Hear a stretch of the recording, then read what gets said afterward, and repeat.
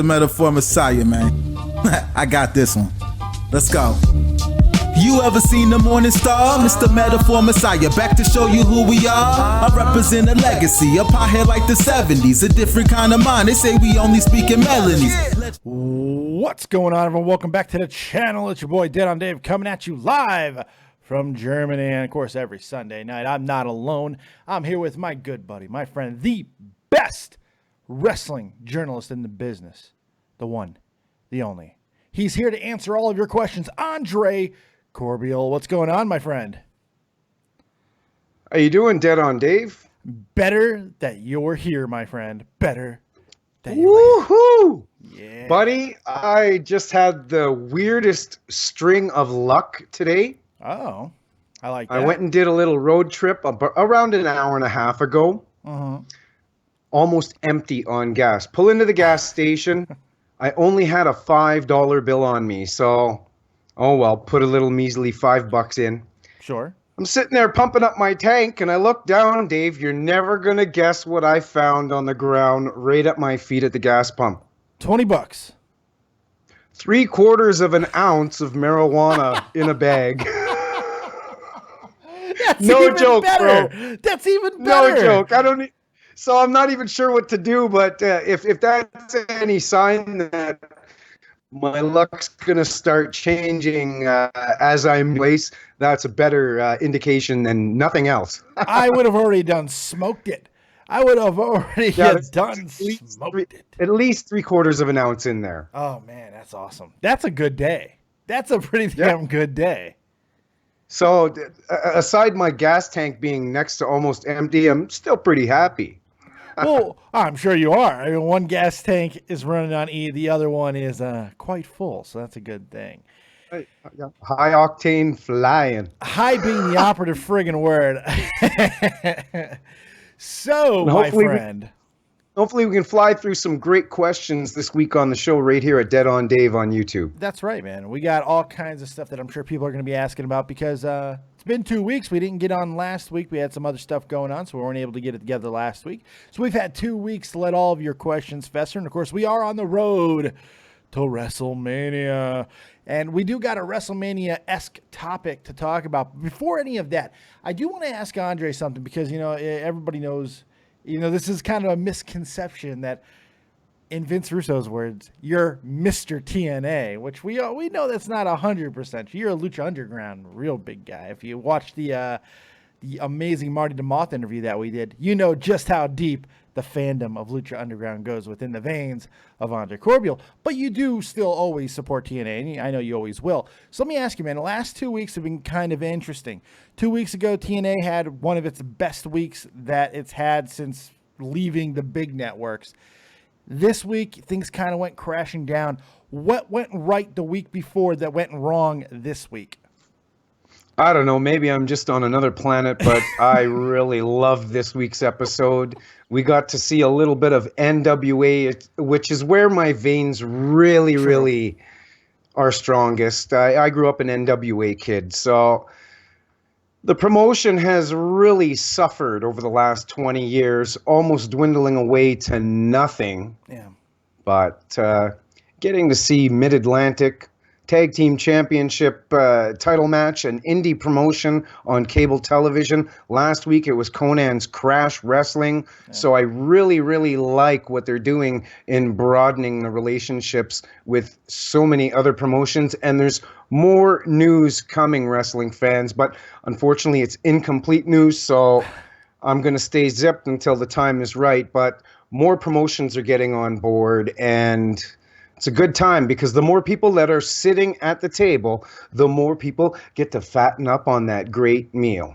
Well, yeah, unfortunately, it's slim pickings, though, when only 270,000 people are watching. But, hey, hopefully... It's the network, bro. Yeah, it's the network. It's partly the network. It's the same network that gave them 70,000 more viewers the week before. Its inconsistency is the big problem right now with TNA. I think that's the biggest issue. And if you look at ITV, which is one of the broader networks over there in the UK, with the meetings that are going on or went on this week, pardon me. Yeah. There's going to be a lot more eyes on Impact Wrestling. rolling through 2017. So we best be patient, young Padawan. Yeah, we'll see if Young that works Jedi out. Knight. As well as all of the old guard coming back to TNA. We'll see how that ultimately works out. I just wanted to get your opinion on the last 2 weeks. All right, that's fair enough. Moving in. Oh, go ahead. The wedding was a little bit of a train wreck. A little bit.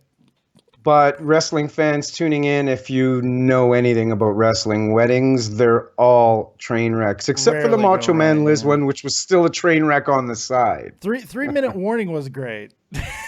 Oh, jeez. Billy and Chuck, 3-minute warning, fantastic. Lita Kane and your boy Matt Hardy, pretty damn good there as well. There's been a few that have been kind of great, but yeah, I digress. You're right, most of them are absolute train wrecks. Go ahead. Wrestling's like a biathlon, a winter one. Sometimes you hit those targets, and sometimes you miss those targets. That's very true. It's very, very. Thank true. God it's a subjective sport, right, Dave? Absolutely, man. I'm telling you. Speaking of missing targets, some people think that there's a big target being missed right now within the old WWE because things have kind of changed a little dramatically in the WWE title picture going on the road to WrestleMania. So this is the big topic that I want to talk to you before we get into the questions tonight. Because as we've seen in the last couple of weeks, it went from certainty of Bray Wyatt and Randy Orton being the big title match for WWE. Now they've gone and kind of thrown a little bit of AJ Styles still lingering around, which I know we both like that. But the surprise is the fact that Luke Harper is becoming a major player in this situation and looks like at the very least is going to be added into the main event. Now, this, of course, has led me to believe that maybe we got this wrong here. Maybe this was not about Bray Wyatt. Maybe it never was about Bray Wyatt. Maybe this entire situation is about really going hard on pushing somebody who's never been pushed before, and maybe this is all about Luke Harper. Maybe he's going to have the WrestleMania moment that everyone is talking about. What do you think about that and the entire situation surrounding? Now I think that's a giant maybe. Yeah, it's a big maybe. I think Luke Harper is ultimately going to be that proverbial stick that gets stuck into the spoke of that moving front wheel. And Randy Orton, in a result, is going to do an endo, I believe is the proper terminology in the BMX world. He's going to do a giant endo as Luke Harper helps Bray Wyatt when the time comes. And I think that that's what he's going to be, is front seat passenger, dead on Dave. Luke Harper, 2CW alumni. Our co-host on the Andre Corbeil Show, Rob Kimball, knows more about Luke Harper than anyone on social media that I can think of. So he must be happier than a, quote, pig in shit. I would say so. So you think that there's a good possibility this is going to be a one step forward, two steps back situation where they go back and double down on the Luke Harper, Bray Wyatt dynamic? I don't see that happening, man. I got to be honest. They seem to look, and here's the thing. It's not even the fact that Luke is starting to get over and people are cheering him the way that he is, because we know that's subjective and that Wait, he deserves. He does deserve it. He's fantastic. I agree. I love Luke Harper. But think of how many men that size, Dave, that are that agile. Very few. I think of in NWA terms here, Barry Windham. Barry Windham, yeah. Just scraggly. Barry Windham had the blonde, flowing long hair. That's actually a fantastic comparable. That's a fantastic comparable. Barry Windham, yeah. Well, ring styles, agility, not too many people in the WWE universe, unless your ear's really to the grindstone, know the type of wily veteran that Luke Harper indeed is. So regardless on what position he ends up sitting in the car, whether it's the driver's seat, having that WrestleMania moment, Dave, or if he's riding alongside the champ in the passenger seat, the positive thing here is that Luke Harper is at least in the heavyweight championship title picture, and he's needed to be in that spot for a while. So a little bit late into the train station, but I'm pretty happy regardless. I agree with that. I think better late than never, and I do agree with that 100%. I have a couple of reasons that are leading me to believe that maybe this wasn't about Bray Wyatt. With Bray Wyatt being wanted to be champion for so long, my first tip-off is the fact that they gave it to him at a relatively minor pay-per-view. They gave him the title at a minor pay-per-view. In fact, the last pay-per-view for SmackDown before WrestleMania. If you're going to crown somebody, you're going to really want to crown. If that's going to be the next guy, crown him at WrestleMania. They had a good build. Exactly. So I didn't understand that. And then the big tip-off to me, that this might not be about Bray Wyatt at all, that this truly could be about Luke Harper, is the AJ Styles factor. AJ Styles has been around everything big as of late. If it's been big, AJ Styles has been around it. They did not need to have this situation with AJ and that piss poor mismanaged main event from this week's SmackDown. God, that was a fucking train wreck, that entire Battle Royal. But they didn't need to do that. But they're keeping AJ within that situation to eventually pivot to him to whoever he's going to be facing at WrestleMania. But they're doing that for a reason. And I believe that's they have to, Dave. Legitimacy for Luke Harper I believe is the reason. They're trying to keep him at, like, he is going to beat AJ to win that spot. That's what I'm believing, one-on-one. And if they're going to do that, then there's no reason in the world that he's not going to win that title at WrestleMania. And that would make a lot of people happy because it would be so unexpected. So we may have differing opinions in that regard. Either way, vice versa, Dave. Mm-hmm. Luke Harper's going to make a splash at WrestleMania. You're calling for the cannonball. Yeah, I am. But I'm thinking a diving, smooth transition with little waves as he enters that heavyweight championship title scene. But I don't think he's going for the cannonball. I don't think WWE management is going for the cannonball.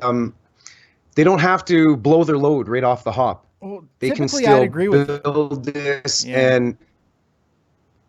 Pardon me? Typically, I'd agree with you. Almost any other time, I'd agree with you. But so little of this makes sense. And it's the timing that seems to be the big... It's WrestleMania. There really is no other time. If they're going to do it, you have two guys in there. You got a guy with like Bray Wyatt who finally gets the title. So there's going to be shock and awe if he loses it so quickly. Then you have a dude who is one of the greatest to ever do this thing in Randy Orton. So if you put Luke over those two guys unexpectedly in a spot... Man, you want to talk about instantly making him the guy. That could be the way to do it. I'm not saying it's the way that I would go with it, but they were already down that path. I don't see why not just go ahead and pull the trigger. It's an interesting. Why go back to Bray and Luke? They've done that. It hasn't worked all of that well. Oh, we're going to get Rowan back in there? No. Let's do something new. I like the new. This new thing is good. Let's keep doing that. Okay, you had mentioned earlier, a few minutes back, yes, sir, regarding blowing off a championship title switch at a lower level, somewhat meaningless pay-per-view. John Cena was the one that lost the title, who had won it, what was it, 2 weeks? His title reign was 2 weeks? Yeah. His 16th Ric Flair record-tying title reign, yes. So if we're listening to your pull the trigger theory, that in turn leads to another hot potato titling of the World Heavyweight Championship. True. And that's what damaged the Intercontinental Heavyweight Championship to no return. Yeah. Like I said, it would be a great... I'm not saying that it's not going to happen at WrestleMania. Yeah. You know, your theory is just as probable as mine is, Dave. Sure, yeah. I just thinking of I'm thinking of the blow your load. No, I get that. And I get the hot potato thing too. That could be a problem. It's damaged the women's Raw title. I mean, a lot of people are not taking the entire situation with Bayley seriously because how much it's been passed around, and it's probably going to get passed around again come Sunday. And people do disconnect from that, and I totally get that. That's why it's so confusing to me of why they would go down this path. The way they treated this John Cena title run, we could do an entire show on that, on what the fuck that means. They barely acknowledged him. Go ahead. We know that's a setup for the breaking of Flair's title reign. Yeah, but I don't think it is. See, that's the thing. I don't think it is. I don't think that we're going to see John Cena. I believe this is exactly what's happening. They put the cogs in motion now. John Cena, Miz, Brie Bella, Maurice. That's happening. It almost guaranteed it off of SmackDown. After that, all the word is John's taking a long hiatus after WrestleMania. I think WWE is legitimately pissed off at John, and I think there is some serious shit that's going to come down, and we're going to hear about it sometime after WrestleMania. I just got a hunch on this because it doesn't make sense. Bro, get your head straight on your shoulders. The guy's worked his ass off for over 10 years. Yeah. Give the guy a freaking break or he's going to fall apart. I can't do Vince Russo whatsoever. No, I agree, though. Like, let's give him a break and all of that. But WWE might just be pissed off over the way that it's going. John keeps booking more and more things. The thing that's confusing to me, John Cena over the last 10 years has been one of the most celebrated guys the WWE's ever had. They celebrate him for everything, for every minor accomplishment, but they barely made reference to him tying Ric Flair. They give him an absolutely do-nothing 2-week title run with it. He gets eliminated in the stupidest fucking way possible in this battle royal by a guy who was already eliminated in The Miz. I mean, the whole thing, it's just there's something off about it. Then they're going to give him a tag That does team build, match. though. The Miz pulling him out does build into this intergender. I almost said transgender. It's at least a cog, a piece of the puzzle within building towards that intergender tag match at WrestleMania that you might be surprised. I don't know if you agree with me, Dave, but I'm actually looking forward to that. Are you really? I mean, This is exactly what I see happening. It's going to end up being a Brie Bella retirement match, at which John and Brie will lose. And after it, the big Bella moment, the big Total Divas moment will be when John Cena gets down on a knee and proposes in the middle of the ring at WrestleMania. That's what's happening. I'm 100% sure of it. You know what, wrestling fans? You just heard it first right here at Dead on Dave on YouTube at Ask Andre Corbeil. Brie Bella and John Cena. Brie is cheating on Daniel Bryan. I'm sorry, Nikki. Nikki. Oh my God, Nikki. You know what I meant. Come on, man. We're having fun here, Dave. I meant Nikki. They're twins. I don't know. Like you started off the show saying that I like Lucha Underground. Maybe the Lucha Underground and the intergender matchups that happen there, maybe that has something to do with why I have a little bit of interest. I'm not marking freaking out. Yeah, Cena and Nikki, man. Yeah. But I am looking forward to it.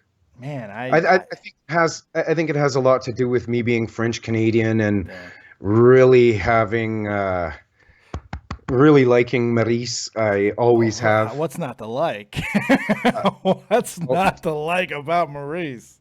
We get to see a former multi-time Divas champion that hasn't been in the ring for a long time, other than some dirty, underhanded tactics to help her man get over since returning.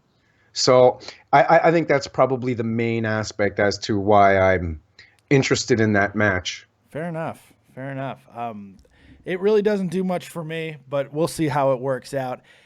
It's a word function. It's so much of it. There's just so much that seems odd about this. SmackDown's going to barely be represented at WrestleMania. It's not going to have very good representation. I don't even think we don't know yet. There's still lots to be added. I mean, they're doing. Is it going to be another 6-year WrestleMania? 6 year? Is it going to be another 6-hour WrestleMania? Looks like it. I would assume so. But before we move forward, Dave, you had mentioned earlier regarding the title change at a meaningless pay-per-view. Somewhat meaningless. This seems to be a swing of things over the last few years, and it kind of bothers me. It takes all of the steam, all of the momentum, all of the importance, all of the pageantry out of the Royal Rumble. It does a little bit. Whoever wins the Royal Rumble is going to lose that spot next month, or want to give that main event. If the main event spot at WrestleMania is indeed so important, so grand, why the hell would anybody even consider parting with it if they're already in possession of that booking. Yeah. I think it's a giant black hole that has been apparent in WWE creative and booking over the last few years. I agree with that. I think this year it's a little more forgivable for two reasons. One, because it's Randy Orton, a guy who, if anybody's going to give up an opportunity like that, it would be a guy who's already done it all. So that kind of makes sense. And the other part being the sway of Bray Wyatt. They're trying to really tell that story. And 2 weeks ago, you got to give him credit, man. When Randy knelt in front of Bray, I got into that. I was like, wow. I mean, I'm really digging their storyline. How they're going to work him back in once Luke does get that spot, we'll see how they do that. I got a feeling it's going to be very ham-fisted, but we'll see. We'll see. It's going to be very interesting. We're talking about it, so it means something, I guess. And in terms of making sense, Dave, yeah, if I was booking, Randy Orton leading into WrestleMania is going to be the most loyal compadre, the most honorable soldier to Bray Wyatt, having his back on an unprecedented level, all to have him get betrayed and Luke Harper. You know what I mean? That's just the way I see it happening. Yeah, like there seems to be something with Luke. If they go ahead and pull that rug out from under it, it's like they're undoing everything again and going back to what didn't work in the first place. I just feel very being counterproductive. I could see the type of move, but for that to happen, that means Randy's going to have a very, very big role over this next year. And I'm not 100% sure that's going to be the case. I'm trying to think of the angle, the classic wrestling angle that is very much what this seems like at this point. Lex Luger, Sting, and the Trust Factor. Who was the third party in that feud? They did it a few times. They did it with the tag team situation. They did it with Harlem Heat, and then they did it again a little later on in the Wolfpack situation. Was it Nash? Yeah, it's a Wolfpack story. Yeah. But this is a story that they told in the past. Remember, they did it when Lex was kind of going back and forth with the Dungeon of Doom at one point. And he got involved in the that ridiculous cage. It was when Lex was trying to coerce Sting into the Wolfpack, and Sting was hesitant, and Luger's like, "Come on, trust him." Yeah. I think it's going to be much like that, and ultimately, Bray Wyatt and Luke Harper have a much richer history. I don't think the loyalty of Randy Orton is really going to matter. It's going to make him look like the ultimate babyface. Yeah. But again, I could be wrong. It's not about right or wrong. I'm just trying to think of what's going to work in this situation, because Randy being at the age that he is and everything that where he is at this point in his career, it's about putting guys over. And if you're going to put him in a spot where he's going to have to be chasing for the next, it doesn't, I don't know. It's just something about it doesn't seem right. And it's all the other things that's happened in the last couple of months that have been so weird and disconnected. It's going to be interesting. I am looking forward to it. I just hope that SmackDown gets over this last week's bullshit of a show. I really hated last week's SmackDown. I mean, and apparently I'm the only one. I hated it. I thought it was. You're such a fucking critic, Dave. I thought it was such a train wreck, man. It was a train wreck. When the best thing that happens in a WWE week is Braun Strowman's friggin' epic nip up. I got nothing else to say. That's the only thing that I'm remembering is Braun Strowman's. It's not epic. Oh, it's not. Come epic, on, Dave. Andre. When I was injured, listen. There's so much spring in a wrestling ring. When I was injured, it was probably 6 months after my injury, when I was still pretty fucked up. I was around 222 pounds. It was at my heaviest and at my most unhealthiest. I did a kip up in the middle of the ring in the Dungeon Discipline Heart Legacy ring. Trust me, it doesn't take much. I've been on a ring before. Granted, mine was kind of stiff, and I was athletic when I did this. Were you in a boxing I couldn't ring? do it. It was kind of boxy. Were you in a boxing ring? Because the difference between the two rings. rings. Wrestling ring. Okay. Yeah. But seriously, I was able to. I don't know, man. I'm sorry. I got to disagree. That Braun Strowman. I've seen the Big Show do it in the past, where he's held onto a rope and do it. This man did a Shawn Michaels version of that. And I'm sorry, that is one of the most impressive things I've ever seen in my life in a wrestling ring. Braun Strowman is huge, man. Doesn't matter. Doesn't matter. I'm sorry. I can't. There was no bounce. If you go back and watch there's no bounce in that ring. He goes from his shoulders and he fucking does this high arch. I mean, Shawn Michaels doesn't do it. It was beautiful. I'm sorry. It looks fucking epic. I totally agree with you. But I know the kind of spring in the center of the ring. Yeah. I don't know. Hardest place to do a kip up in the ring is on the edge of the ring in a corner. Which I think he was kind of closer to the edge. I don't think he was in the middle of the ring, Mr. Corbeil. I think he was towards the edge. But hey, I digress. It's a matter of... You know what, fans? It was fucking epic. It was epic. Come on, man. He's 6'10". He's 400 fucking pounds, Dre. Then what do you need? I mean, Jesus. It was unbelievable to me, man. I'm like, Braun Strowman's the man. He's the man. You put me in my place, Aggie. All right, well, we've hit all the stuff going into WrestleMania, and you guys hear some of the things that we've talked about. Now it's time to turn it over to you guys. So here's your opportunity to ask Andre Corbeil, the very best in the wrestling business today. He's got all of the insight, all of the things you need to know. So call in now on Skype, David Vancura, DavidVancura. And, of course, that number, 702-751-2902. Let's kick it off with the one, the only, and Skype's not picking him up, so I'm trying to stretch this out just for a second. Yes, it is the man from North Kakalaki, and he looks like Chris Farley right now. It is. He does. Tommy NC 2010. What's going on, buddy? You're live with Andre Corbeil and Dead on Dave. What you got for us? That guy in Little Co. Yeah, okay. Stop that shit. What do you got for us, you fucking 1970s porno mustache having motherfucker? I'm just calling to give some love to you, Dave, because I know Dead on Dave loves the love. No, I would love a question more, Tommy. I would love a great question on a segment called Ask Andre a lot more than love. I mean, I love when you come in here and you put your fist up my butthole. It feels great. But ask Andre Corbeil a wrestling question. You're talking to the best in the business. Ask a man a wrestling question. Okay. If you were to book Dead on Dave, who would you book him up against? Who would I book him up against? Kevin Owens. Oh, fuck you. Fuck you. Why? Because we look alike? Fuck you, Andre.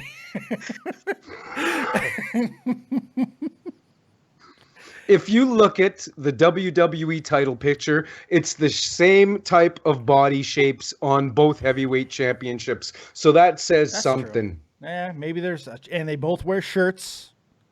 It says that even if you're a mechanic, you can be a WWE World Heavyweight. Now, I know how you feel about Kevin Owens. Do you feel the same way about Bray Wyatt? No. If you look at Bray Wyatt over the course of his career, whether it be Husky Harris, early Bray Wyatt, or now, his body type fluctuates. Yeah. There were times where he was thicker and thinner. To me, Kevin Owens looks the same all the time.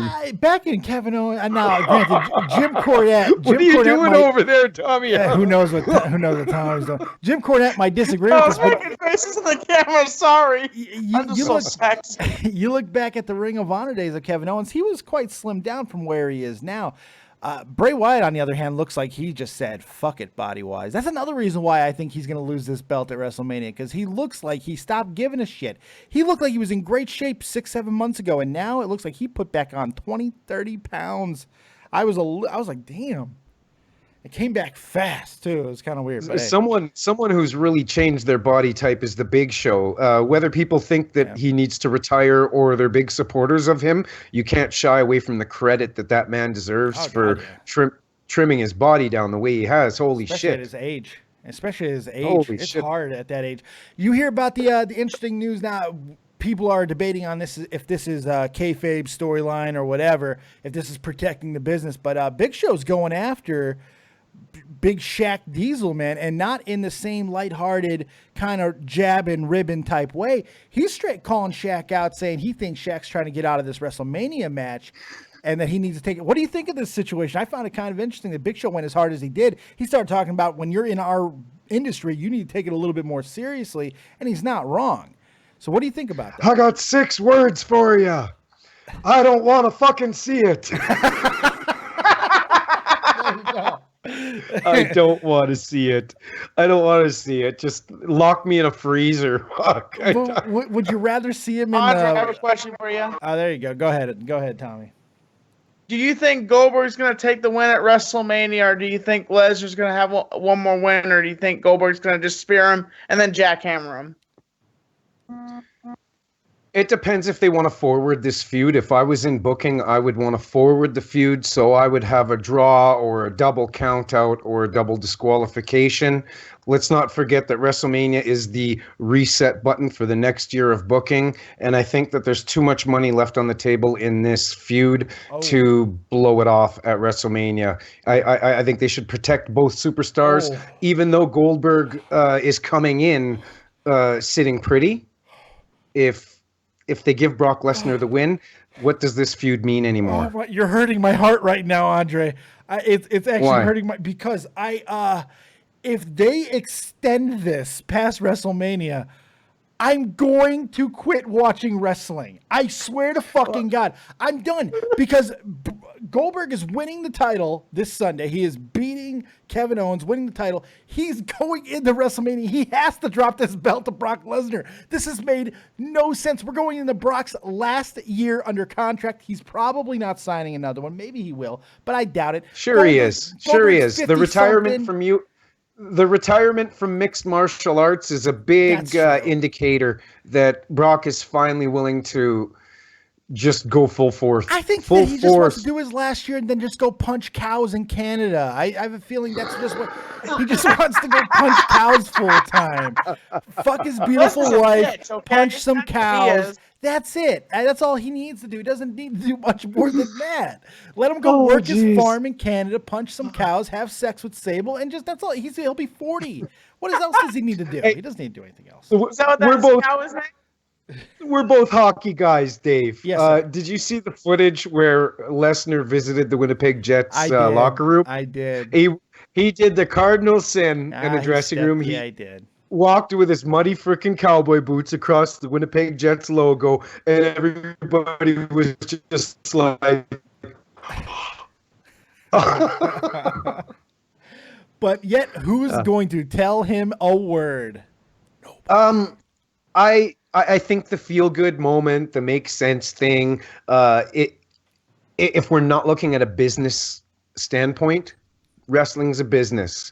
Now, in a fan's standpoint, Brock Lesnar winning the title at WrestleMania from Goldberg is the ultimate fuck you back to the dominance displayed from Goldberg. But like I said, I think from a business standpoint, there's lots of money I don't think left there on is the any table. more money left. I really don't. I don't think there's any more money. And Goldberg that means he would be what 2-0 against 2-0-1 against Brock, and then they'd have to go into kind of a down period right after WrestleMania, continue on, or just not do anything with them till SummerSlam. It seems like a lot of dead money there, and then you have to hope in 6 months that they're going to get people to still give a shit about something that's kind of not working as it is. I have. Is it not working, Dave, or is it? I don't think it is. I really don't. I don't feel like it's doing all that much. For me, it's certainly not, because they're not capitalizing on enough for it for me. Tommy, I'm going to let you go because you're creeping me out, you big weirdo. Sorry. Do you have any, See you later, Tommy. Do you have any more questions for Corbeil? Okay, Andre, what would you think about coming on a Tommy Talk sometime? Oh, shill your show on another fucking time. I already feel like I'd be thrown under the bus in some way, shape, form, or fashion. You take care of that business. You try to get my co-host on on your own time, Tommy. Get out of here. You get, you big little monkey, you. My God. He comes in, Dave. He comes in, he crashes the party, and then he tries to book me. He tries to book you. He tries to steal you away from me. Just like Dave won't care. He's that fat fuck to steal on, I guess. Jesus H. Christ. If it was anybody else, I'd care. If it was anybody else, I swear to God, I'd beat the shit out of him. Oh my God. All right. And you know what? You know what, Dave? To the wrestling fans tuning in, any other tandem out there would be presenting the same old shit for booking ideas and agreeing on every turn, every corner. Dead on Dave, Andre Corbeil, we give you two different perspectives, and we welcome a third perspective. That's what this show is all about. Absolutely. With the interaction and, yeah, blah, blah, blah. No question. I'm going to hang up on you for a moment on that, because I got to bring in somebody else because for some reason Tommy screwed up everything. So let me, I'm going to hang up on you for 2 seconds. I'll return to the air in 2 minutes. Nature calls. All right, all right, I'll bring you back in 2 seconds. I'm bringing in Will Dillon right now. Hey, that's a... Oh, shit. My bad. All right. Will Dillon. Oh, looks like he's coming on camera too. Oh my God. When you think that the show can't get any more chuddier, it just did. Oh my goodness. It's Will Dillon. We're going to be bringing back in Andre in just a moment, and maybe he hasn't left yet. He's got old man bowel syndrome. What is up, Mr. Dillon? Andre will be back in just a moment. Oh, wait, I lost you. There we go. Well, what do you got for me? You can stay on, ask me any question you like, and then when Andre comes back, you could ask him as well. Yeah, no worries, Dave. It's basically about the triple threat, which looks like it probably will be. As much as I'm a fan of Luke Harper, do you think him going into WrestleMania in that main event, do you think it should be him, or do you think AJ Styles should be there because of like the year he's had and basically kept SmackDown on the map against Raw? He's been like the main guy to watch. Yeah. Do you think it should really be him in the main event? I think it should, but this is WWE logic after all. If they're going to do what we're hearing they're going to do, and AJ actually getting a Shane McMahon match, Andre Corbeil, welcome back. If that's the way that is one fucking cool name. Will Dillon. That's like Hollywood personified, starring Will Dillon. Will Dillon. I love that name. If they're going with what they're saying with AJ Styles and Shane McMahon, in their mind, it doesn't get much bigger than that. In fact, this man right here, Andre Corbeil, and I, we just did an interview a couple of weeks ago with a referee who's been in many high-profile matches. And his pick for the biggest event, the biggest match he's ever been involved with, was a Vince McMahon match. So, I mean, they hold this in very high regard. So, not having AJ in the title match doesn't seem like a demotion to WWE. So, I don't know if they're going to look at it in that same way. But from my standpoint, yes, I would much rather see AJ Styles in the title picture. But, Luke, this could work. This Luke Harper thing could work. It seems to be. Yeah. I don't know. It's this one. Oh, sorry, Andre. Sorry. Oh, no problem. If I was booking WrestleMania, Will, regarding AJ Styles, I would book AJ Styles versus Nakamura. Yes. That would make me super excited. The only problem with that is if they were to go that route, it could have the Steamboat Savage effect and steal the whole fucking show. It would absolutely steal the whole show. I mean, yeah.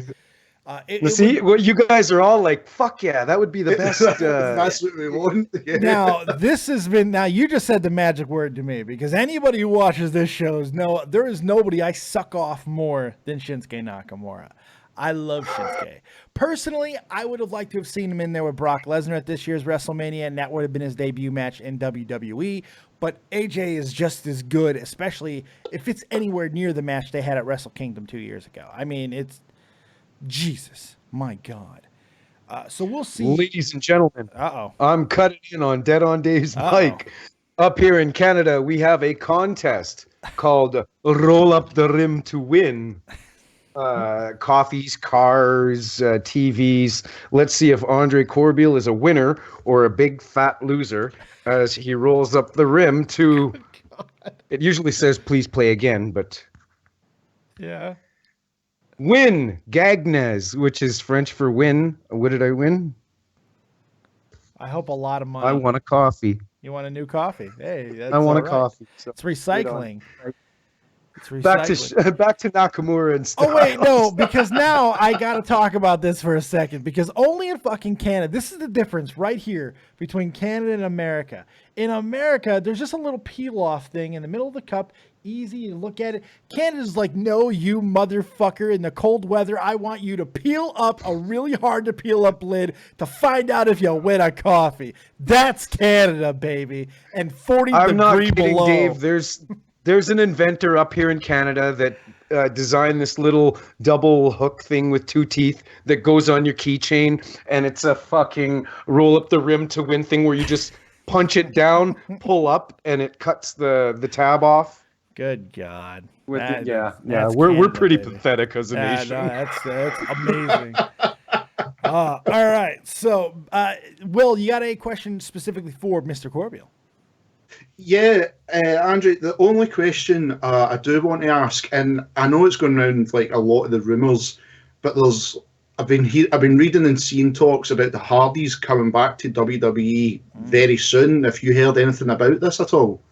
Well, those stories usually surface every year before the Royal Rumble, and they usually last until post WrestleMania. Yeah. I believe the end of February is when their contracts are up. But if you look at Matt Hardy having that big ranch, all of the animals, the new baby on the way, his age, the 300 plus days that are required by a WWE superstar to perform on the road. Factor in the fact that Jeff Hardy's legally not allowed to leave the continental United States. That's right, yeah, I forgot that one. The WWE would be forking over a pretty large salary for a superstar that they'd only be able to utilize a percentage of the time. Yeah. The Hardys will come back to WWE someday, but not going on in the things that they have going on in their life, being in control of their own booking, their own destiny, and their own home time. Yeah. With a new baby coming, Rebby's second baby, do you really think he's going to want to be gone 300 days right now? That's it, yeah. Maybe next. It doesn't make sense. It makes no sense. Maybe next year. Maybe not until they go into the Hall of Fame. We all know they're going. You know, there's no question. Maybe but they can still that go, long. Dave. Yeah, I think a lot of it, they could, but I think a lot of it depends on this next year of TNA.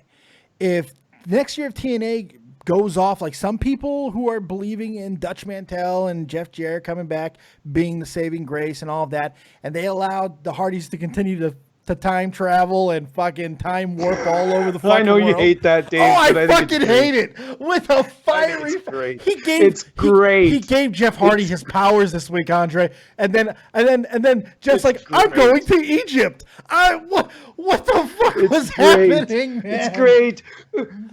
2600 before Christ, and I live to be 43 years old. It's great. No. Come on. Oh, I'm gonna let it go. I'm gonna let it go. If Hornswoggle can beat the cruiserweight title, what's so bad with teleportation?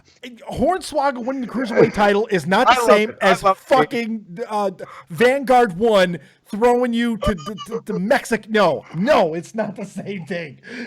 They're both bad, but for different reasons. My God. I mean, you're just waiting for the Hardys to bring out the Voltron robots soon. That's what you're waiting on next. That's what's going to happen. Maybe next year, Will. A newborn baby, the parent usually wants to be there for all of the firsts for the first year.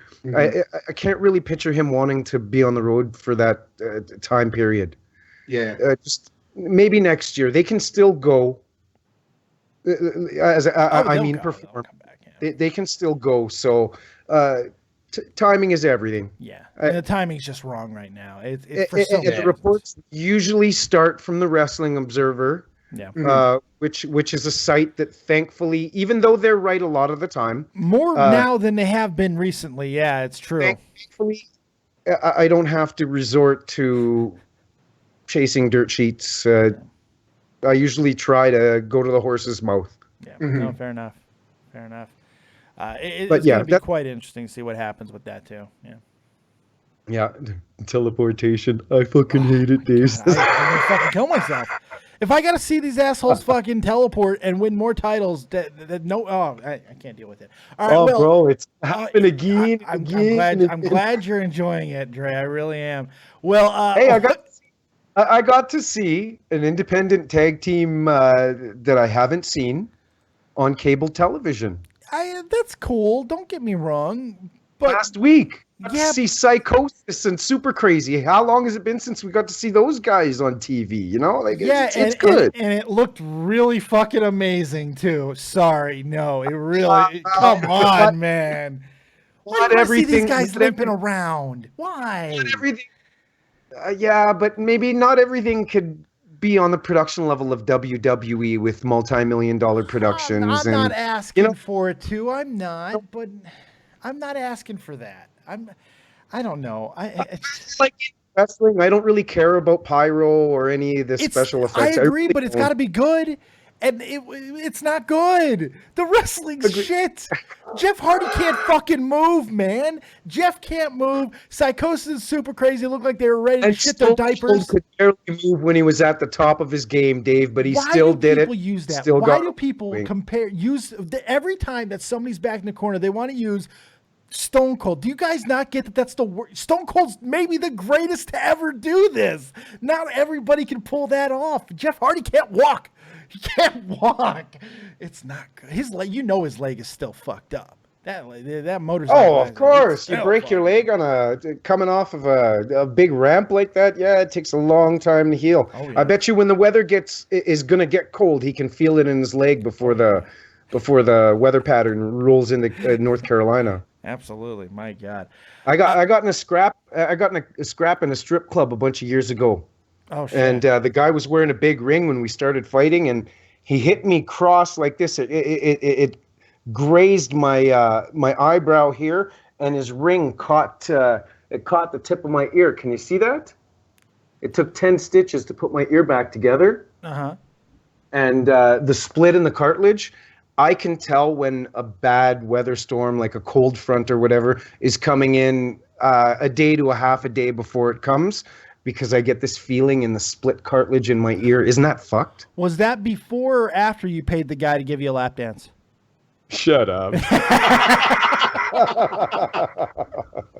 Asshole. Will, you got any more questions for the great Andre Corbeil? No, guys. Thanks so much for taking my call. Hey, come back again soon. Definitely, Andre. Your getup looks pretty cool back there. He's got some badass stuff. This is the new recording room now. The new recording room. Andre, let me tell you, Will Dillon is one of the best people I know. He's one of the coolest and most down-to-earth human beings that's ever called in the show. This weekend, he went and did a 6-hour speed run of Dark Souls 3, which is a video game. I know that you don't know what those are because you're old, but Dark Souls 3 is a video game. And this man did a 6-hour speed run live on YouTube, and he raised almost 200 pounds for charity to help disabled gamers continue to game even past. What is a speed run? To try to beat a game as fast as you can. And he was able to beat a very difficult game in Dark Souls 3 in 5 hours and 35 minutes? 5 hours, 30 minutes. And the rules were I can't level up in the game. So basically, I was doing it like a new game plus. So the game was harder. It makes the game harder again. So I can't level. So it's basically whatever stats I had, that's what I've got to use. And we raised close to the £200.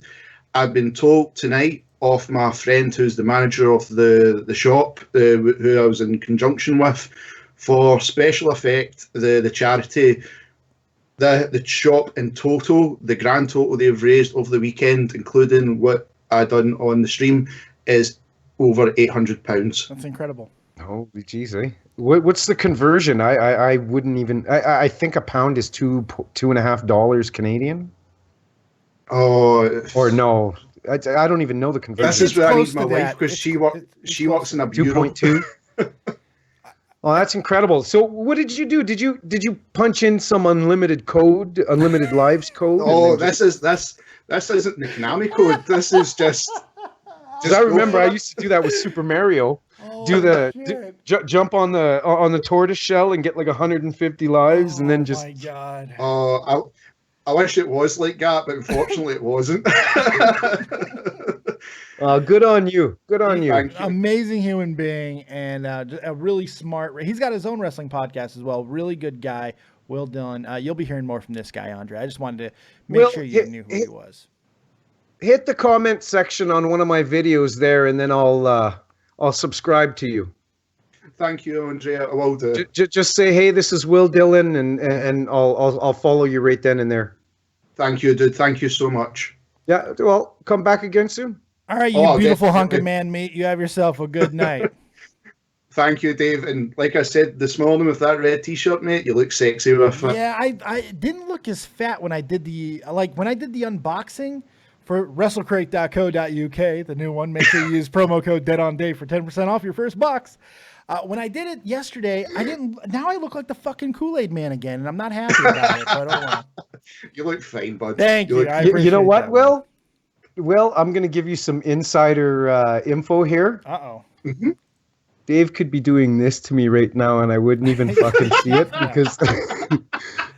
because with bringing in the calls, I can't see the prick. So all I see is a fucking cartoon. I see a cartoon Dave. That's all he needs to see. It's not even that. I can't even tell you what he's doing in the stream because I've got the stream paused. Yeah, you guys can't watch me at all here in the call because I have XSplit on. All right, well, you have a good night, buddy. He could be stark fucking naked. He could be stark fucking naked, and I wouldn't even know until the public version of the show's up. Well, I'm your son, naked. Bitch, Dave. Bottom down, I'm basically naked. Well, thanks, buddy. You have yourself a good night. Face down, asshole. Thank you, guys.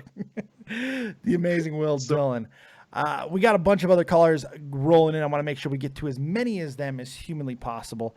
I'm probably going to have to hang up on you again. It really bothers me that I'm going to have to do that. But Skype sucks ass. Good, Dave. Give it another like 45 seconds on top of before, because I didn't even have enough time to go to the washroom. Go pee. I'll yammer for a couple of seconds, and I'll bring in another call, okay? All right, this is fun. All right, it is. All right, Andre's going to make another old man tinkle. We are taking your calls live right here on Dead on Dave Productions. Let's go ahead and jump back into it. 917. You're live with Dead on Dave. Andre will be back in just a moment. What do you got? What's up, Dave? It's Isaiah Ross. Oh, Christ. What's up, Isaiah? No trolling. When it comes to wrestling, I get serious. Okay, good. That's good. I wanted to bring up the main event of WrestleMania, this coming WrestleMania.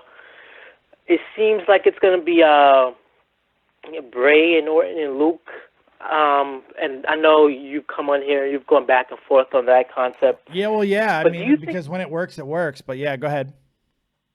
But do you think the alternative is Lesnar and Goldberg, which doesn't need to be anywhere near the main event? It's closing the show. It doesn't matter what this triple threat does. I don't give a fuck if they add AJ Styles to it.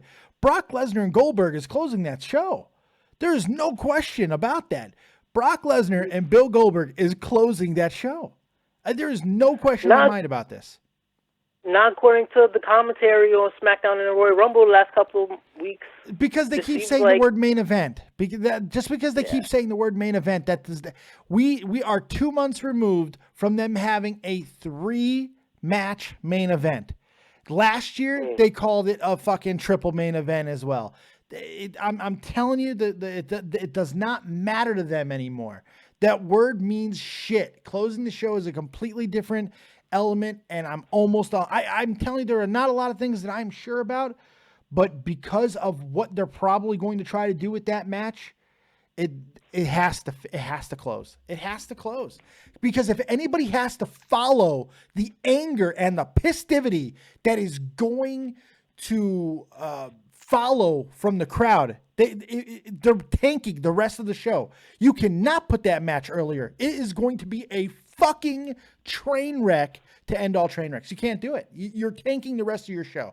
So no, I firmly believe that will close the show. Well, yeah, I do agree. This is not going to be a good match. It's not going to be an okay match. It's going to be pretty bad. But do you really want to end the WrestleMania on that bad of a note then? I think they'd rather end it on a possible opportunity to have Brock stand tall, even if the match isn't great, and close on that image, than have a really bad match, have Brock Lesnar stand tall, and then the crowd have to kind of readjust and take bad feelings knowing there's another match following. I think you're doing a disservice to whoever has to follow. If let's say you have Brock and Goldberg be the second to last match, and then that triple threat has to follow that. People are, I mean, I'm not sure how people are excited about it anyway, or are going to be excited about it anyway, let alone after having to sit through what is assuredly going to be a fucking nightmare. I don't know. It's hard for me, man. AJ Styles, he looks like he's going to be facing, well, we don't really know, but the rumors are saying it's Shane. That match, I know a lot of people are saying they want AJ to be in the main event. That's been people have been saying that for years now, but especially the last 6 months or so. But I'm thinking with the match card for WrestleMania is pretty stacked, right? And do you really want to have AJ in the main event now instead of maybe next 2 or 3 years? Maybe, because what do you do with AJ Styles after he main events this coming Mania if that were to happen? We know you move him to Raw. You do what you're going to do with him anyway. They're moving him to Raw. It doesn't matter if he's in the main event or not. He's moving to Raw right the next night. I'm fairly certain. The only thing that helps with having him in there with Shane is the ability to have some type of stipulation of, getting out of SmackDown. It makes more sense for him to be moved to Raw the next night if he faces Shane at WrestleMania. So that's what I believe they're doing, is he's moving to Raw regardless. So I don't think it matters if he's in the main event from that standpoint. But I just think a lot of people want to see him because of the year that he had. But like I've said earlier in the show, WWE doesn't view a Shane McMahon match as a step down for AJ. They really view that. Look at Shane last year, took on The Undertaker. Shane's going from The Undertaker to AJ Styles. That's a boon the way WWE's looking at it. But we'll see. Andre, what do you think about that?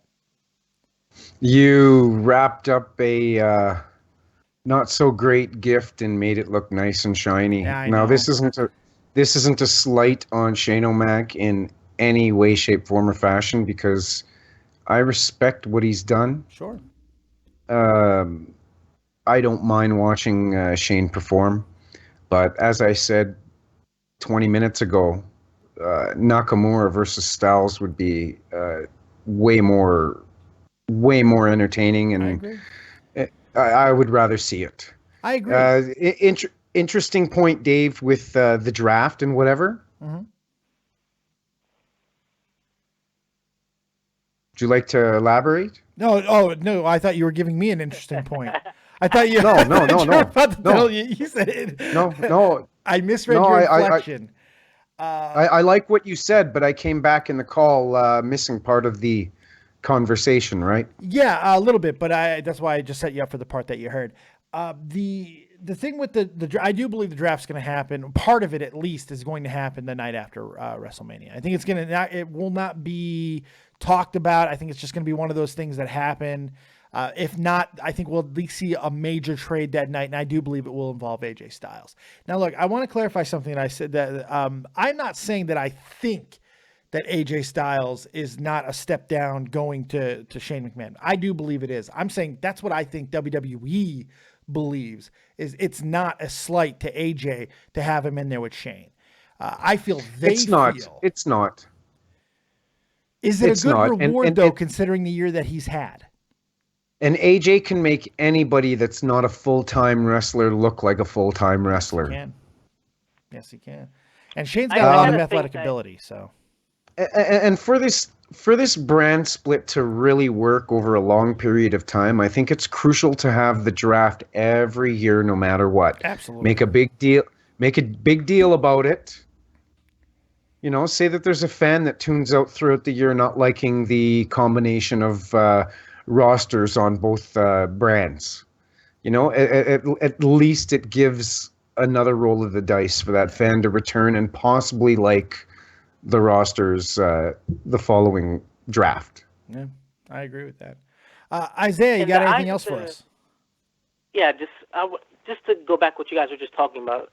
In the eyes of the casual audience, I think Shane McMahon is a step up from most of the roster. I think AJ going against anybody else in the eyes of the casual viewer would not be as big as him going up against McMahon. I think for the hardcore fans, we see it as a step down, but I think Vince understands this as well. He put him against McMahon, and I think that'll attract a lot more of that casual audience that comes around for WrestleMania and the Royal Rumble every year, but misses the rest of the shows. I think in their eyes, that's probably a more important match. And you look at continuity. You look at continuity alone. You look at the fact that Shane McMahon last year was fighting the Undertaker. Quite arguably one of the greatest to ever do this. And this year he'd be going to AJ Styles. They're looking at it that way. That's name recognition. AJ Styles he's done it all over the world, but for the past year he's absolutely killed it in WWE. I mean, he's the best in the world right now. AJ Styles is the biggest man on the planet in a lot of senses when it comes to this business. So it's going to be interesting. It's hard to place how it's going to be looked at. And Isaiah. Yes. I think you touched on something. I don't think it's far-fetched whatsoever, especially in WWE management terms, because Shane McMahon is what I'd like to call an attraction. Yes, absolutely. Mm-hmm. So I agree with you. It's not a step down. And Dave, I agree with you in terms of WWE, the way they perceive it and view it. It's not a step down. No. AJ being in an attraction match is still an important cog in the WrestleMania card. It's not like one of those meaningless undercard matches. But most of us, and I think you and me included in that, would much rather see him in there with a Nakamura, or maybe even straight up one-on-one against Bray Wyatt for the title. You know, I think that we'd be a little more interested in something like that. That's a little bit harder to sell because it has absolutely no build to it. And it would be just a complete left turn and ignoring months of build, which wouldn't be the first time they've ever done this, by the way. But I don't know. It really is. It's a very weird situation. And if AJ was to migrate or get drafted to Raw and I was in charge of booking, I would put a program with him and Finn Balor together instantaneously. Immediately. If they don't, they're doing it wrong. Yeah, yeah. And you know what? They could really fuck with the fans and make it super interesting and have one of Gallows and Anderson split. Yes. And one takes the side of Finn, the other takes the side of AJ. You know what I mean? It would really, really culminate into a lot of speculation and a really interesting feud. There's so much they can do with that feud, just with those two alone, not even bringing in outside people, not only Gallows and Anderson, but I'm talking outside of the company people. That's a feud that could last a year. It's a feud and wrestling-wise could last a year. It could be on a smaller scale, somewhat like the red and black versus the black and white was. Yeah, just really on a smaller scale. It doesn't always necessarily have to be in terms of numbers to have that same effect. But I think it would be a smart move on WWE's behalf. The matches that those two could put on, oh my God. I think a bad match between those two would be a 4-star. You know? No, you're not wrong. I mean, man, it's the same thing with Christopher Daniels and AJ Styles. Those guys faced each other 1,000 times, and the matches, they were phenomenal every time. Perfect chemistry. I mean, a lot of people talk about Samoa Joe and AJ Styles, which is another match I think they're going to do in WWE, obviously. They talk about the chemistry between those two. But chemistry-wise in ring, I think you could put Christopher Daniels and AJ Styles up there with anybody in history chemistry-wise. My God. I'm talking Steamboat and Flair chemistry. Straight out of the horse's mouth, Dave, you obviously saw the AJ interview I put up this week. Yeah. AJ states in that video that Christopher Daniels is the best in wrestling. Yeah. It's hard to disagree in some aspects, man. Christopher Daniels is amazing. If you don't know the Fallen Angel, kids, he's even right now he's doing some kind of cool stuff. that I was not expecting down there in Ring of Honor. One of the best storylines Ring of Honor has going right now happens to be with the Bullet Club. I mean, shouldn't be a big surprise, but this latest little nuance with Christopher Daniels and Kazarian, go check it out. Very, very, very interesting. Isaiah, you got anything else for Mr. Corbeil and I? One thing is this WrestleMania is pretty stacked. There are a lot of matches that haven't been announced but are rumored, and it seems like the direction that WrestleMania is, the road to WrestleMania is going in. We already know. As far as the buy rate, how many tickets going to be sold? Do you think this is going to? I think this has the potential to be one of the most bought out WrestleManias in history. I think it could probably sell more than Cena versus Rock from a couple years ago. Do you think that could happen? Do you think this could be one of the, as far as tickets sold, it could be one of the biggest WrestleManias in history? I disagree, Isaiah. Yeah. How do you top breaking the indoor attendance record? Yeah. There's no ways up from last year's WrestleMania. Numbers wise, yeah, because even a full sold out arena in Orlando, we're talking 50, maybe. Yeah, there's no way to encompass last year's WrestleMania. So, no offense or anything, Isaiah, but I don't see that as a reality after what happened last year. This is what I think they're going to be hoping for in lieu of that, though. This is what I'm expecting them to expect. They're expecting an uptick from month to month on the network of 100,000 buys. That's what they're expecting. That's what I would assume they're expecting. They're expecting at least 100,000 new, unique viewers to the network over a 30-day period. That's what I assume, because they don't have that big venue like they did last year.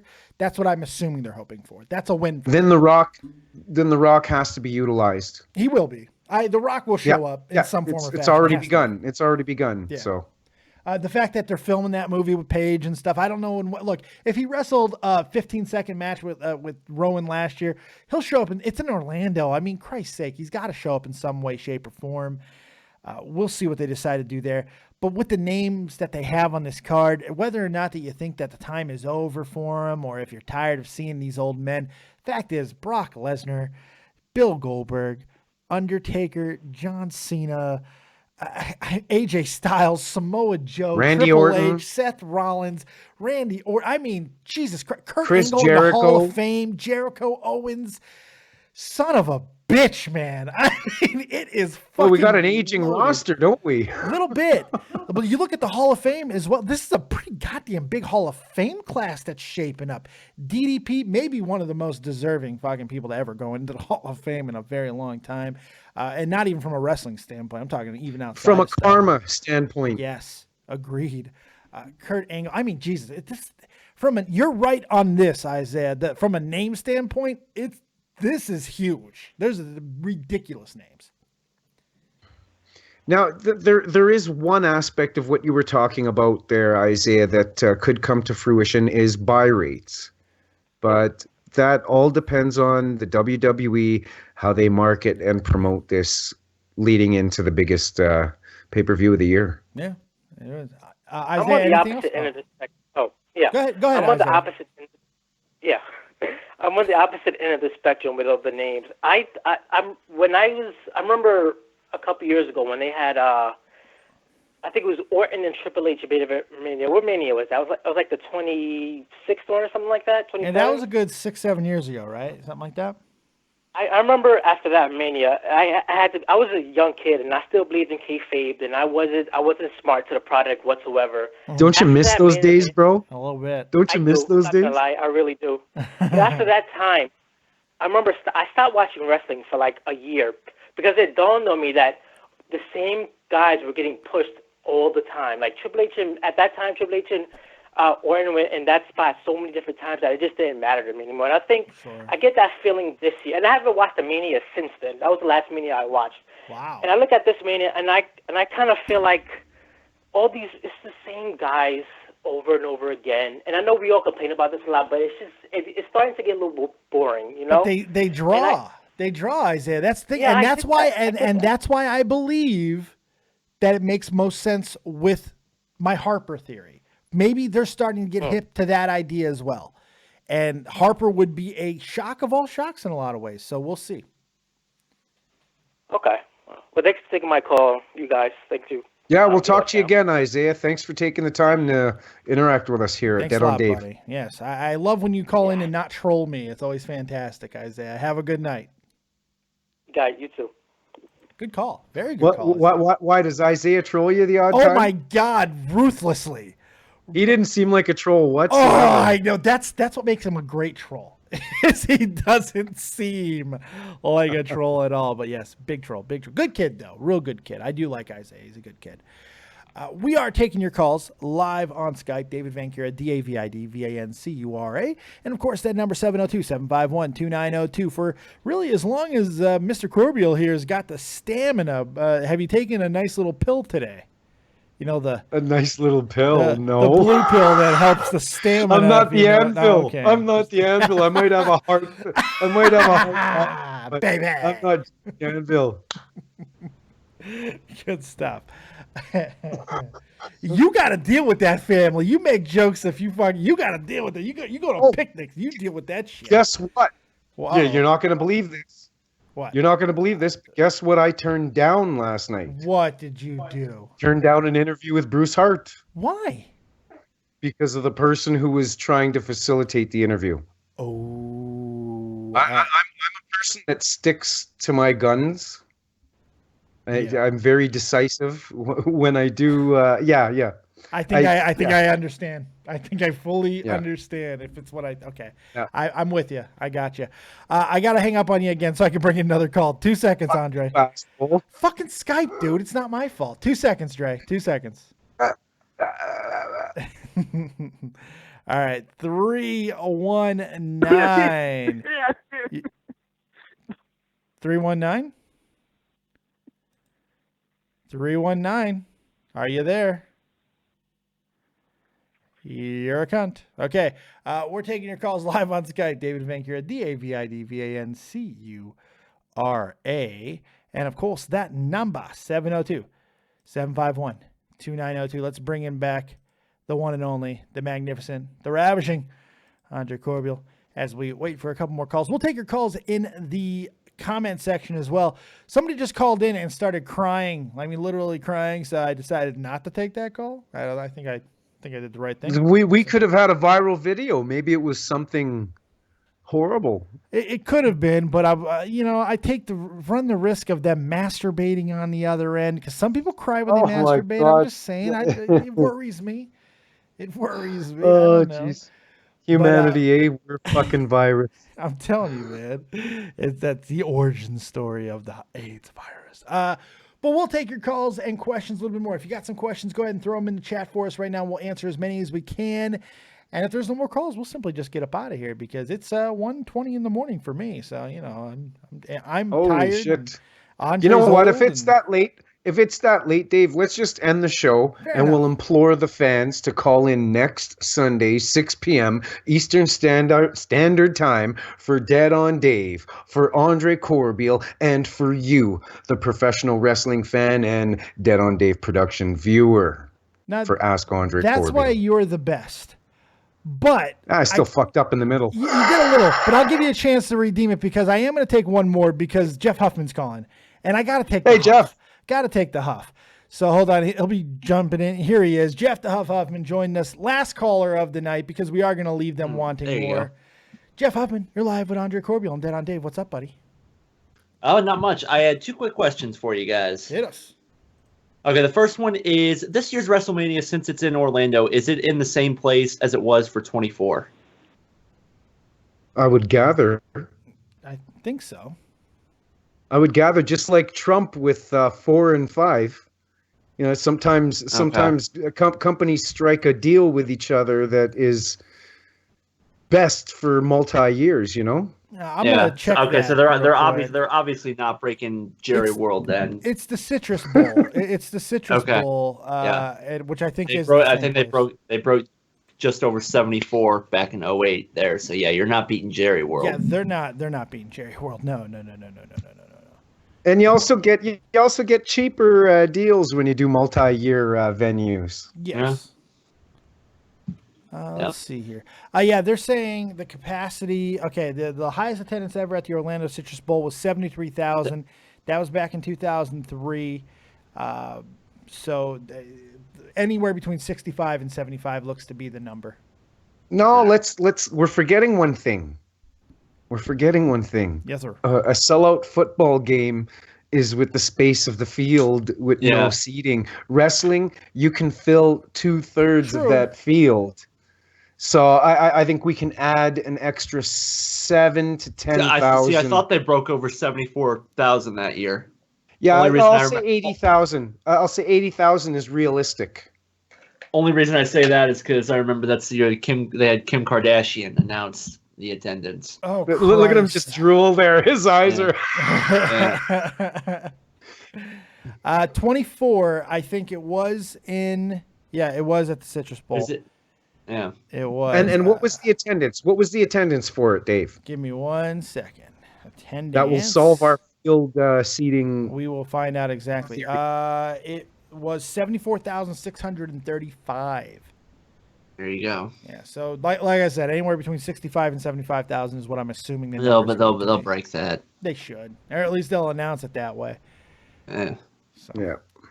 What else you got for us, Huffy? The other thing, I don't know if you mentioned it earlier at the beginning. Where do you see Undertaker going? To Rogers Place in Edmonton, to the Premier Arena in the NHL, back to the playoffs where we belong. Oh, crap. I think I had to throw that in there. Yeah, he had to go with an Oilers thing, and they are going to the playoffs. But no, I think he meant mean Mark Calloway. I think that's what he was talking about. I think that's who he was talking about. The Undertaker, the Lord of Darkness, boy. It's Roman Reigns. It's Roman Reigns. I'm one of those guys, Jeff. I'm one of those guys that think Taker should have retired 2 years ago. 2, 4. He obviously does. He's obviously there because the company keeps pestering him and almost not even letting him go away. And it's clear and apparent that he's wanted to go away for a couple years now. You think so? You think he wants to go away? I don't know. He doesn't need the money. He doesn't need the money. No, he doesn't. But the fact that he keeps getting himself back into shape makes me feel otherwise, man. Because I remember 4 or 5 years ago, he didn't seem to work as hard to get himself into fighting shape. He is the last couple of years. I think that does tell a little bit of a different story. I'm not sure, though. And let's look at it like this, though, Dave. Yeah. Those people that get in shape and then slowly get out of shape and then get in shape and then slowly get out of shape. Those are the people that shave years off of their life expectancy. That's true. That's very true. As far as the match that he's going to have this year, which I think is what Huffman was asking, is it Reigns? Who do you see? Are they going to pull something out of their ass I here? just wanted to hear your guys' opinion on that. Call me nostalgic, guys, but I know his career's done. But these are two veterans that could work light with each other and still use the psychology to make it seem like it's a big thing. I think the Icon versus the Dead Man. Oh, you think that Sting's still a possibility?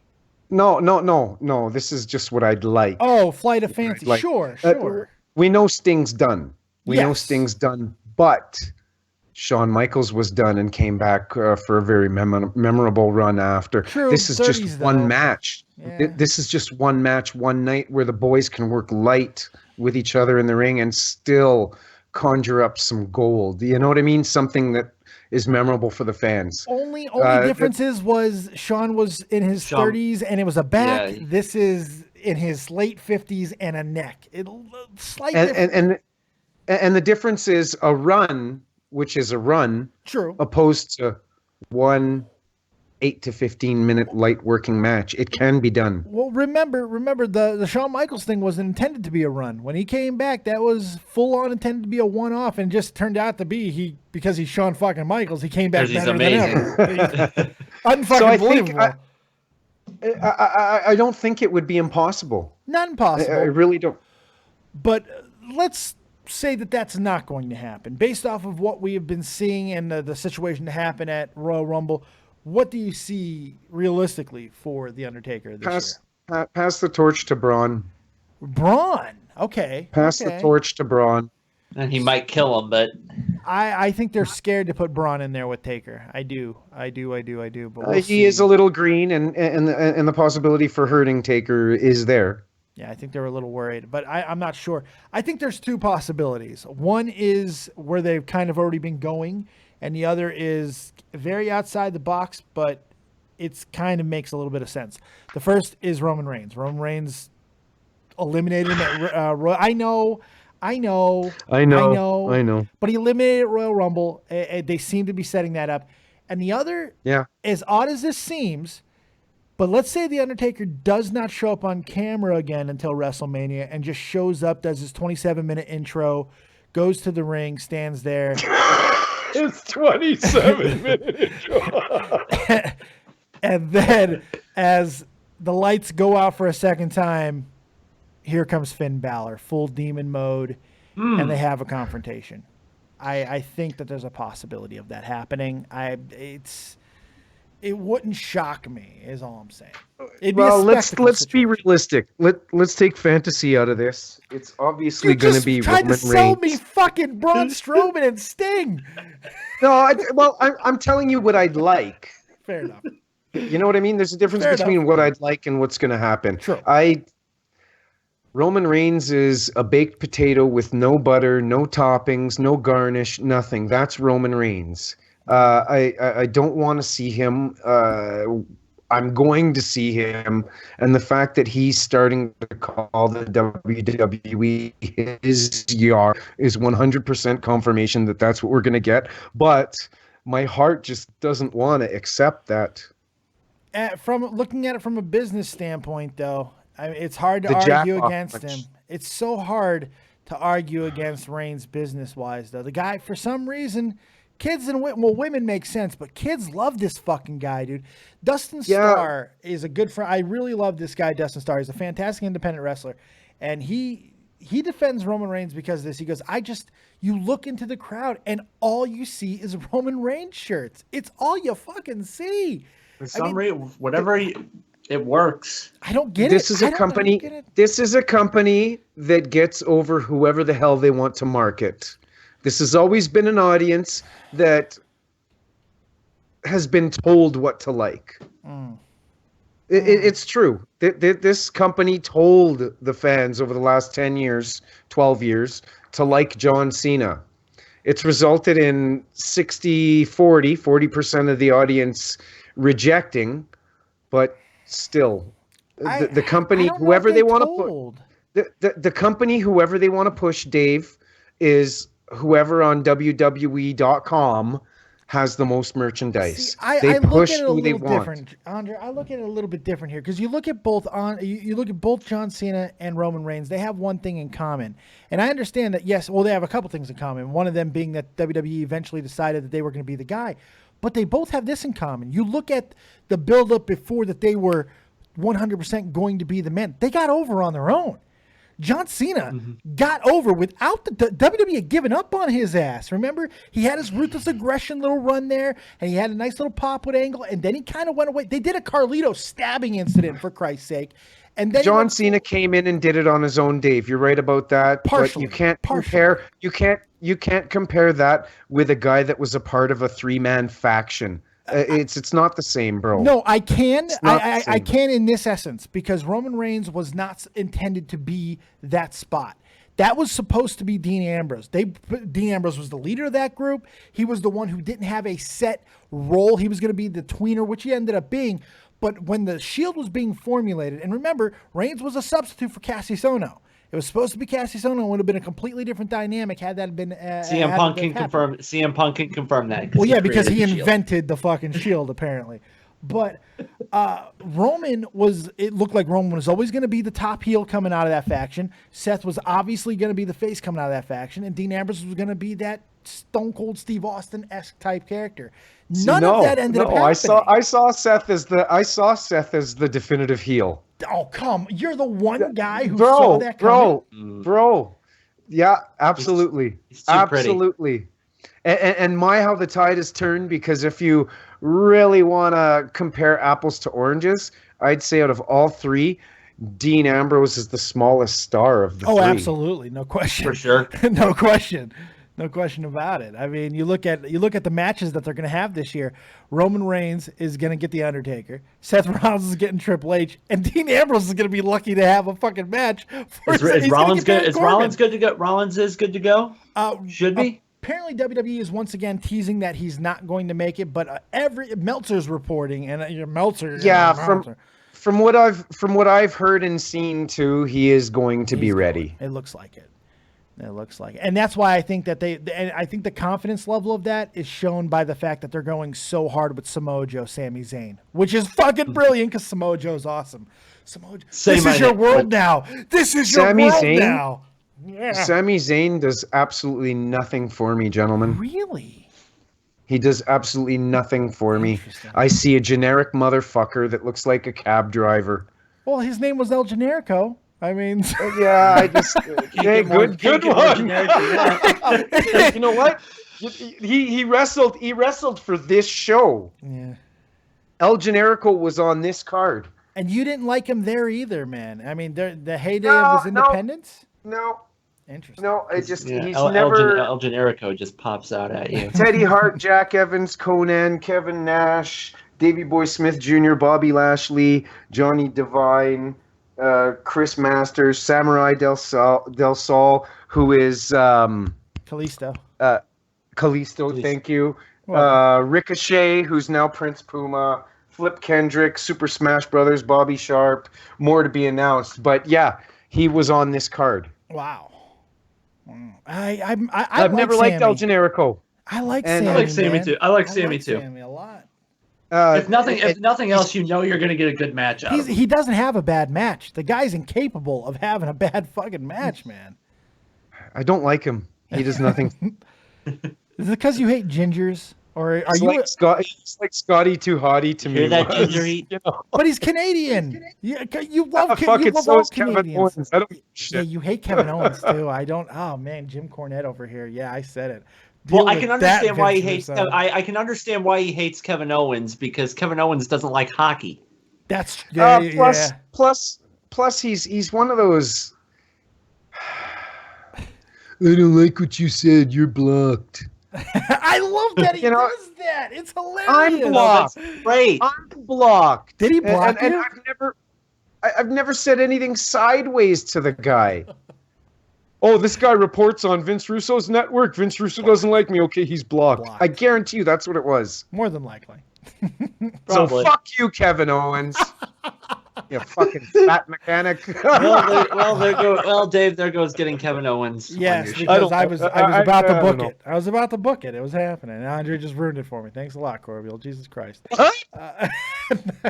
Huffman, you got anything else for us? No, that's pretty much it. Great call, my friend. Nice hat. Thank you. I'm actually going to go watch them right now as I do work. God, I like the Blues. They're definitely in my top 5. Yeah, except for the color, the logo, and the fact that you're sitting in St. Louis. Other than that, I like everything about it. Or wait, sorry, I said that wrong. I like everything about it. There you go. There you go. We're doing about it. All right, Huffman. The Canadian accents, it's driving everyone away. All right, there, Huffy. You have a good night, buddy. Grand Slam Entertainment. Yep. Go check them out. Yep. But good stuff. That's gonna, I think, put a nice little bow on this night, Andre. I think that was a fantastic showing, my friend. Absolutely. And where else can you have guys that may not agree and can still laugh and have so much fun and still present exclusive wrestling content with a diverse presentation? Yeah, we disagreed more tonight than I think we ever have. I don't know if we agreed on one thing tonight. One of the shows, asshole. I'm telling you, man, it's good stuff. I like it. I love all the stuff. Is it because you found an almost ounce bag of weed? I think that might be it. It's a good day. It's a great day. It has nothing to do with that because I've yet to imbibe sample egg. I've yet to sample egg. But this has been a lot of fun. I hope you guys have enjoyed this episode of Ask Andre on Dead on Dave Live. We had a good time. We answered a lot of questions tonight. We talked a lot of wrestling. And hopefully you got a nice little perspective of what's going on in our messed up minds when it comes to this wacky world of professional wrestling. Andre Corbeil, please go ahead and tell all the kids where they can find your beautiful body each and every single day. AndreCorbeil on YouTube. Click the bell and get informed each and every time I upload a professional wrestling independent match, a pro wrestling interview with the superstars, or the weekly professional wrestling news. And there's an abundance. You can follow me on Twitter at Andre_Corbeil, Wrestling News Talk, the Facebook fan page, or Andre Corbeil on Facebook. And thank you for tuning in, wrestling fans. God, that was sexy. You just impregnated the entire audience. That was fucking amazing. And of course, you can find us alongside Rob the Bod Campbell over on Vince Russo's brand on YouTube, and of course the website Vince Russo's The Brand. Go check that out as well. Realm Network, shout out to you boys. Other than that, that's gonna do it. That's going to do it. I think we wrapped it up quite nicely. Thank you, everybody, for calling in and staying so active in the chat. We will see you next time right here on Dead on Day Productions. Like, subscribe, and share. And as always, if you don't have talent, have talented friends. Talented friends. Like Andre Corbeil, because he is in this, just like I am, for one reason. And what's that reason, Andre? Dead on Dave Productions. No, pro wrestling. Oh, my God, you messed up your own catchphrase. Get out of here, guys. Jesus Christ. Are you sure you didn't already sample it? I think you did. We'll see you next time, guys. Peace. Peace. Oh, that was good.